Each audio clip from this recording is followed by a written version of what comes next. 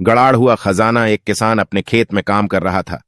तभी उसने एक बौने को एक जगह पर मिट्टी खोदते हुए देखा। उसने बौने से पूछा, यहां मिट्टी क्यों खोद रहे हो? बौना बहुत ही चालाक था। उसने वहां एक घड़े में कुछ पत्थर भरकर दबा दिए थे। सबसे ऊपर उसने सोने का एक सिक्का रख दिया था। यह सोने का सिक्का उसने किसान को दिखाया और बोला, यहां खजाना दबा हुआ है। ये देखो, अभी अभी मुझे सोने का यह सिक्का मिला है। यह खेत मेरा है, इसलिए खजाना भी मेरा हुआ। किसान ने अधिकार जताते हुए कहा, लेकिन खजाना ढूंढा तो मैंने है। अगर तुम यह खजाना लेना चाहते हो तो तुम्हें मेरी एक शर्त माननी होगी। बौना बोला। क्या शर्त है? किसान ने पूछा।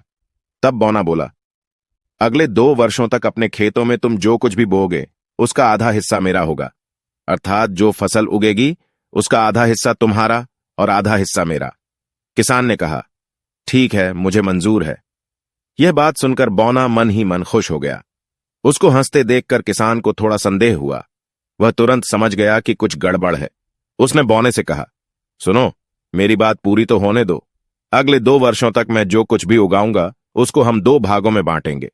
जमीन के ऊपर जो उगेगा वह सब तुम्हारा और जमीन नीचे जो कुछ उगेगा वह मेरा। बोलो ठीक है? बौने ने सोचा कि यह तो और भी ज्यादा फायदे वाली बात है। खेत में गेहूं, चावल, जौ, मक्का जो कुछ भी उगेगा जमीन के ऊपर उगेगा वह सब मेरा होगा और नीचे की जड़ें किसान की होंगी। वह मन में सोच रहा था, कैसा मूर्ख किसान है। लेकिन किसान मूर्ख नहीं था। उसने अगले 2 वर्षों तक खेत में सिर्फ गाजर और आलू बोए। बेचारे बौने को 2 वर्ष तक केवल जमीन के ऊपर के पत्ते ही मिले, क्योंकि गाजर और आलू सब जमीन के नीचे उगते हैं और जमीन के नीचे का हिस्सा तो किसान का था ना। 2 वर्षों बाद खजाने को निकालने का समय आया। बौने ने सोचा कि जब किसान को खजाने को जगह पत्थरों वाला घड़ा मिलेगा तो उसे अपने किए की सजा मिल जाएगी।